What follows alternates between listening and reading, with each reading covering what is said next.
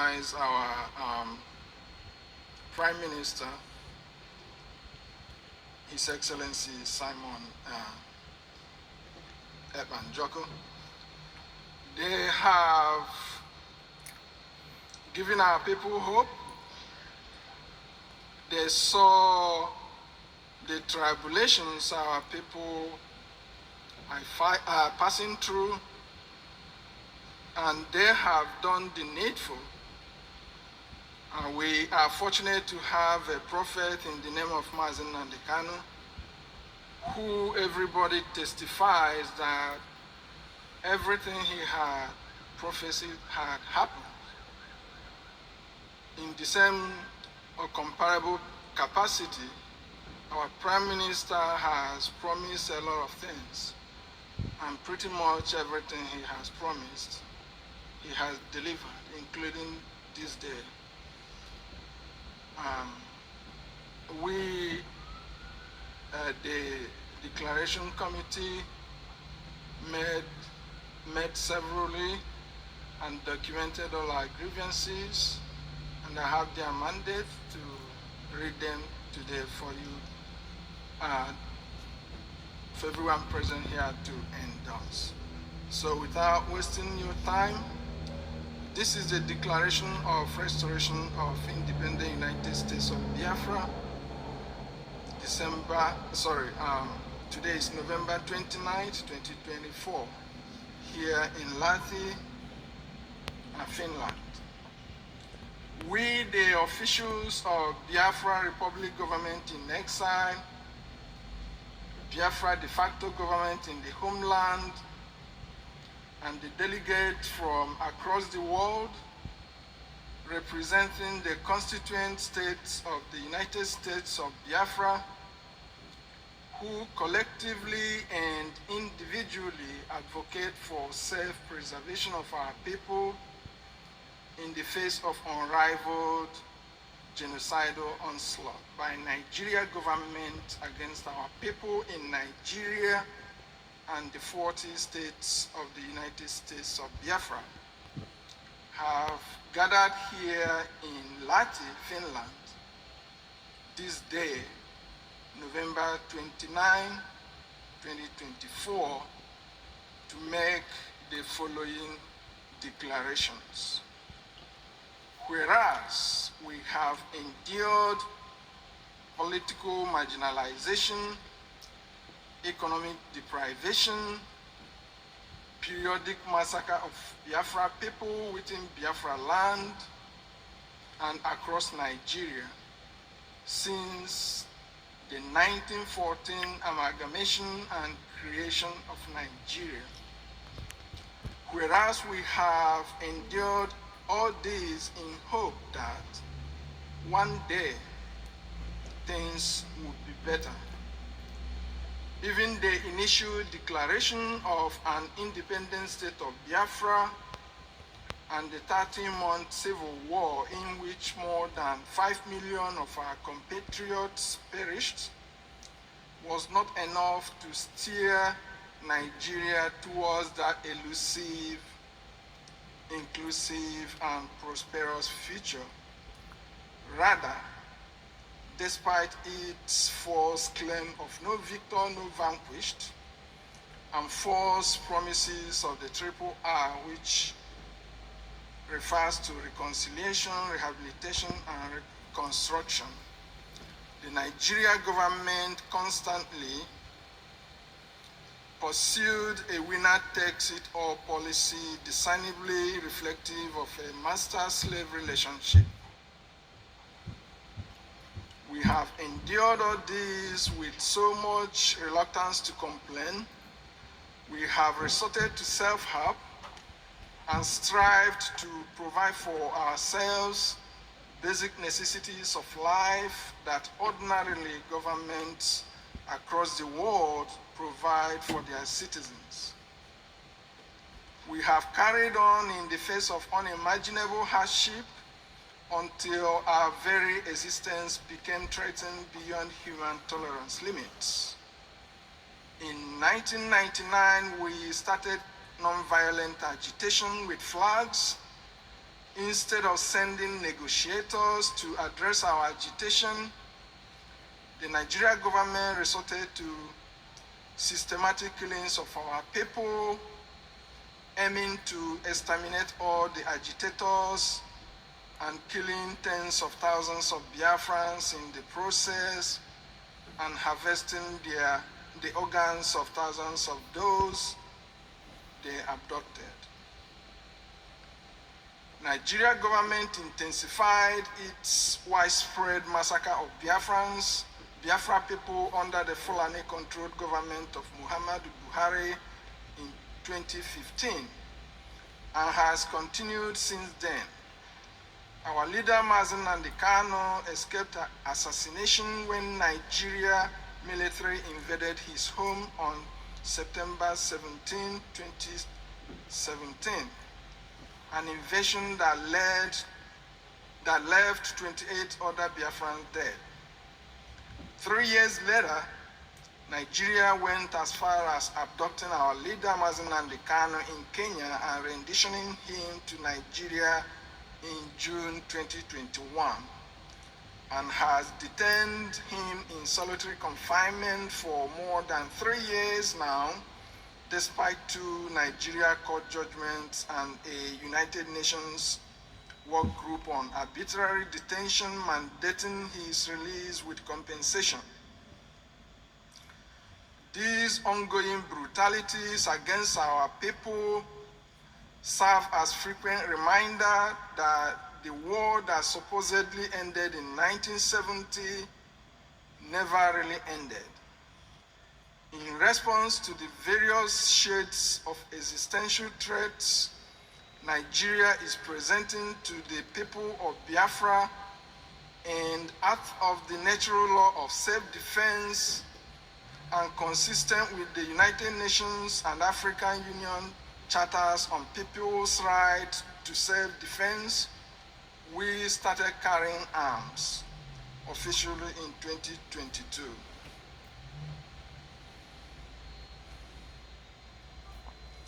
Now, therefore, to protect ourselves from government-sponsored violence, we have reached an incontrovertible conclusion that self-determination and self-governance are the only viable permanent solutions against ongoing violence orchestrated by the Nigeria state against the indigenous people of Biafra, and both give us state power to protect ourselves from external aggression such as invasion by Fulanis from other countries, which Nigeria is not preventing but facilitating.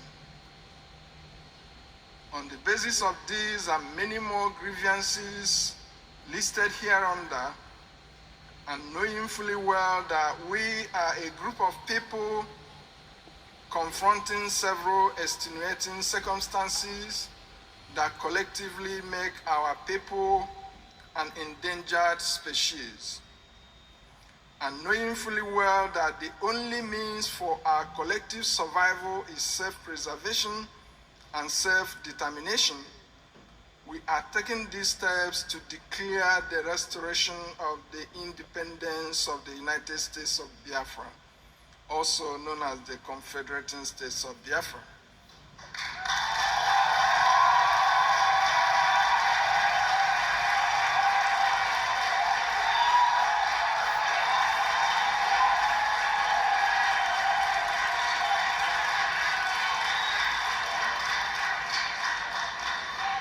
Before independence in 1960, population distribution in Nigeria conformed to global trends, in which population centers are in lower elevation regions with better climate and easy access to water, food, and shelter.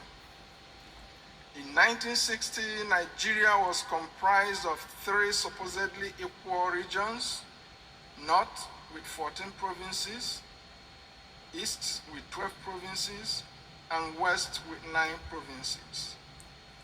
This meant that the North had 14 provinces while the South had 21 provinces.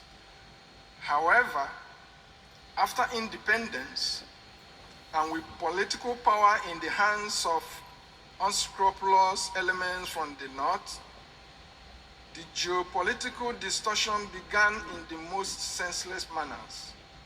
Nigeria became a country where human settlements violated laws of nature, with outrageous claims that more people live in the hot, arid north than the mild coastal south. Gradual and arbitrary creation of states by mainly military leaders from the north over the years resulted in the north today having 19 states and 414 local government areas, while the south has 17 states and 355 local government areas. This distortion in the geopolitical structure of Nigeria has been used to politically and economically marginalize the people of Biafra. Because the number of states and local governments are directly used for political representation and revenue allocation to the disadvantage of the South, even though as much as 90% of the resources sustaining Nigeria come from oil and gas resources in Biafra land.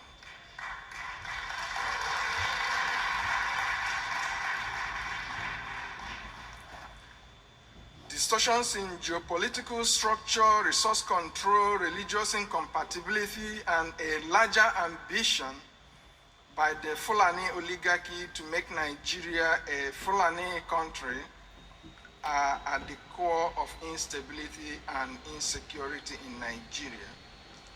And all avenues by indigenous people to seek redress have been met with brute force. Such brute force has resulted in military invasion of numerous communities in Biafra land and indiscriminate killings of people in those communities at genocidal scale.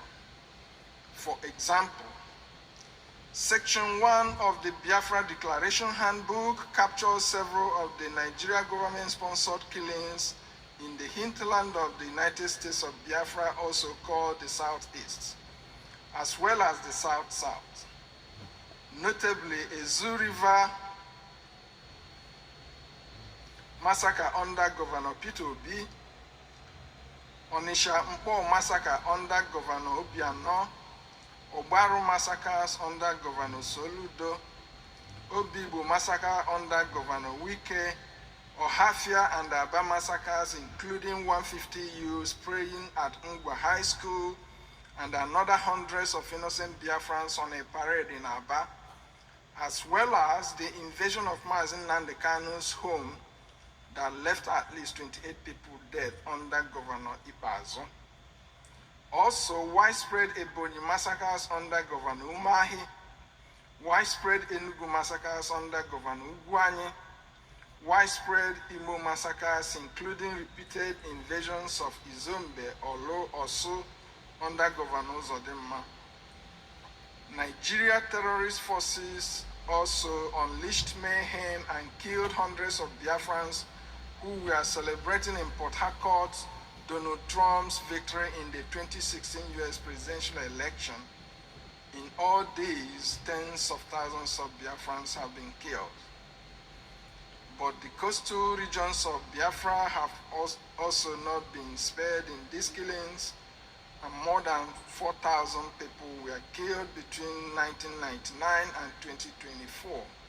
In particular, Ode massacre in 1999, Kwale massacres in 1999, and ongoing Ozoro Ole massacres 1999, 2003, Uweru massacres 2021 to 2023, Okuama massacre 2024, Olodiama massacre 2024, and not to forget one of the worst recorded massacres in human history in Asaba, 1967-70.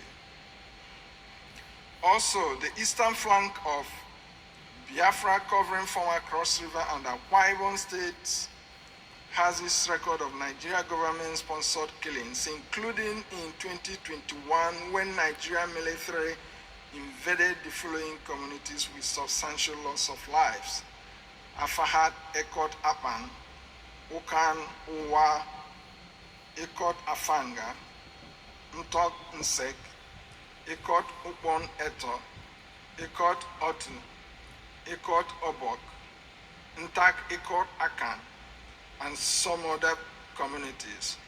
Since after the 2021 invasion, the military has maintained presence there and are frequently abducting people, killing them, harvesting their organs, snatching people's wives, and raping our women. They maintain checkpoints where travelers must disembark from their vehicles with arms raised while passing the checkpoint on foot. This pattern of military and police intimidation is commonplace in the whole of Biafra land. It beats our imagination how people's lives can be devalued this much in one's native country. In contrast, there has never been military invasion of communities in northern Nigeria, just as there are rarely communal clashes in the north, unlike the south.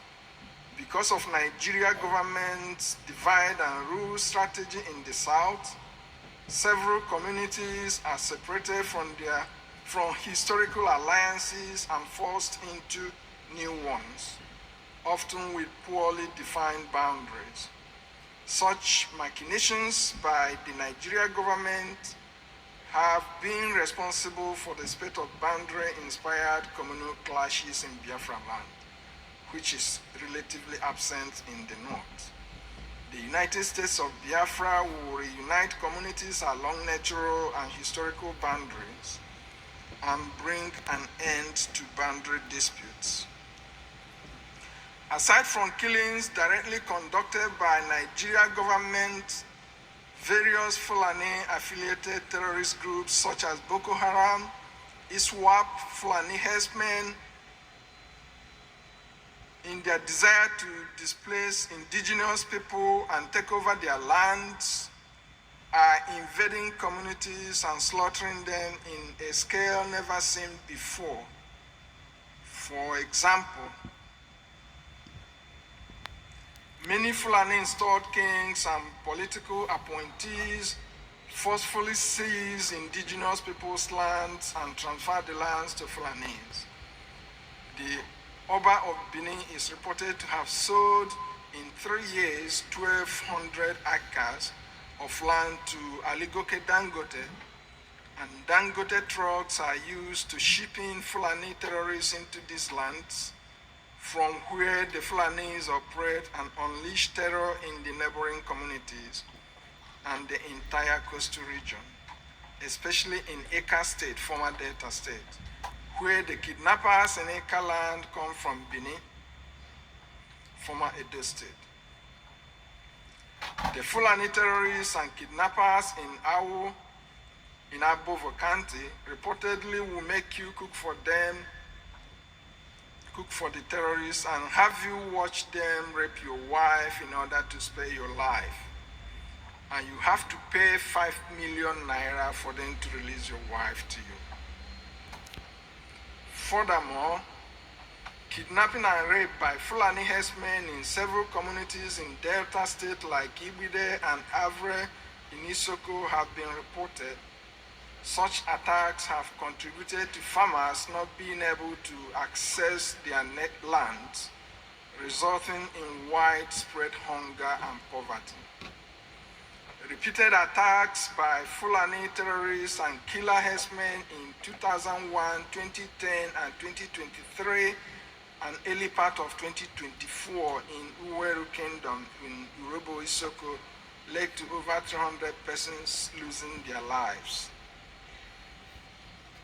In the eastern flank of the United States of Biafra, Fulani terrorists are operating unchallenged as they have established terrorist cells at Obanliku, Obudu, Umaji, Ogoja, Akampa, Mbak, which they renamed Nasarawa, Bogobri, where they sell human parts of those they killed, particularly those that are unable to pay ransoms. Often the military is accused of complicity or in the minimum unwilling to prevent or stop these atrocities from happening. It was on the account of this that General T.Y. Danjuma famously said that the military colludes with the invading terrorists, and that if we wait for the military to protect us, we would all die. And he consequently asked indigenous people to explore opportunities for self-defense. And that's what we are doing. We are not committing terrorism. Rather, we are defending ourselves against terrorism.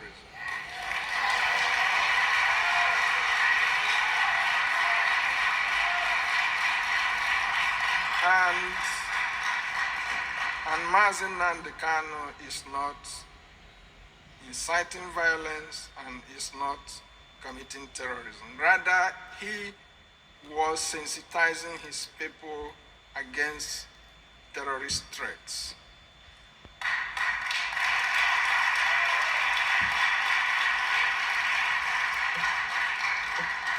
In the same vein, our Prime Minister Simon Ekpa is not committing terrorism. Rather, he is defending his people against terrorism.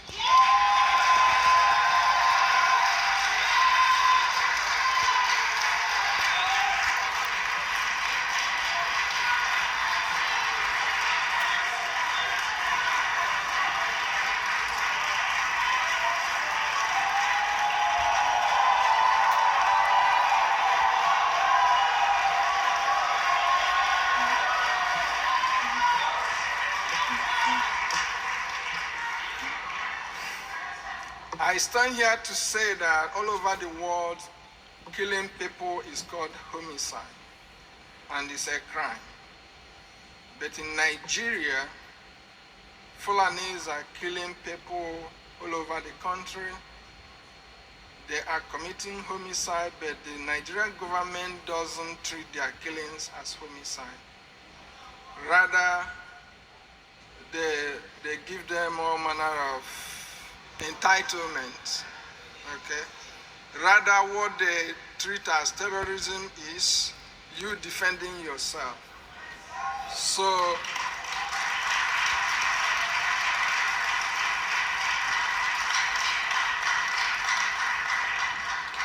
Nigeria government wants you to let Fulani kill you. In fact, they want you to bend your neck so that when Fulani strikes you once, your head falls off.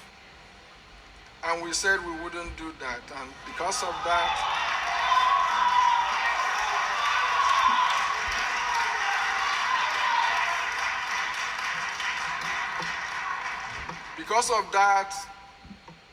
we are hell-bent defending ourselves against terrorism, including against Britain. Okay?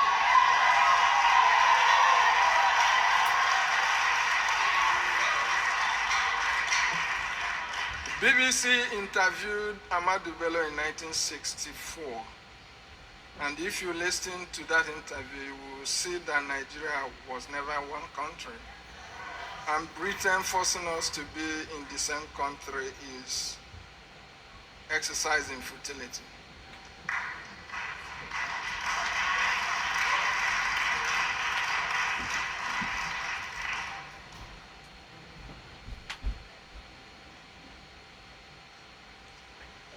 Since the April 14, 2014 abduction of the Chibok girls and Nigeria government's refusal to rescue the girls, Boko Haram and other Fulani invaders have acted with so much impunity, leaving extreme savagery in their trail.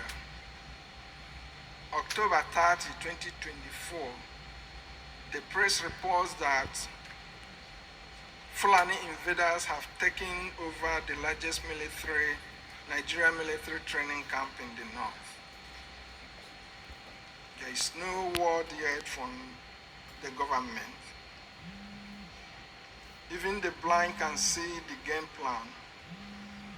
As Nigeria deployed its military down south,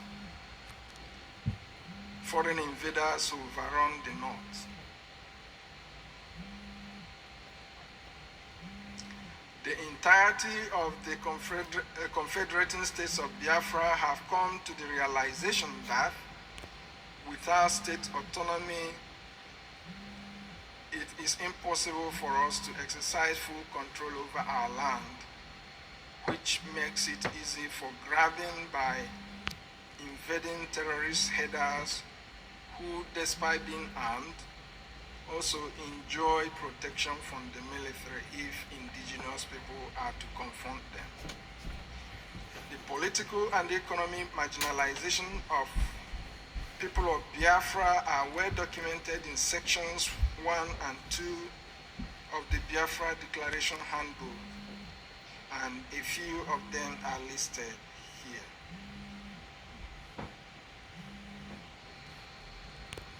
The section titled Man's Inhumanity to Man, Nigeria's 1999 Constitution, a travesty, narrates how Nigeria's exclusive list is a grand plan to dispossess us of our natural inheritance. It is noteworthy that while the Nigeria government has added every imaginable resource in the south to the exclusive list, comparable resources in the north are left under the control of the north, such that oil, gas, and solid minerals, including salt, in the south are in the exclusive list and therefore under the control of the Nigeria government. Whereas similar resources in the north, for example, gold in Zamfara, is not controlled by the Nigeria government, it is controlled by Zamfara people. While Nigeria government cuts away the proceeds from oil and gas exploration, our people are left to suffer the environmental degradation caused by exploration and production activities and the associated oil spills that have ruined aquatic life, fishing, and access to potable water in the region. Preceding the 1999 Constitution was Abuja 1989 Declaration that set out an Islamic agenda to transform Nigeria into an Islamic state. They sought to make Nigeria a member of the Organization of Islamic Cooperation, ensure that Muslims control strategic positions within the country, and ultimately have Nigeria ruled by a president and vice president of the Islamic faith, a feat they have achieved with the 2023 selection and coronation of Bola Ahmed Tinubu and Yerima Shetima as president and vice president, respectively. Aside, many indices of religious incompatibility abound and frequently lay bare the deceit of one Nigeria. Times without number, Christians and Biafrans are killed by the Islamists in Nigeria over events that happen outside Nigeria. Notably, Nigeria was the only place in the world where Christians and Biafrans were killed over the US war against Taliban in Afghanistan in 2001. Whereas in other parts of the world, people protesting against the war burnt only American flags and George Bush's effigies. Likewise, a Danish cartoon of Prophet Muhammad in Denmark in September 2005 meant that many more Christians and Biafrans had to be killed by the Islamists in Nigeria.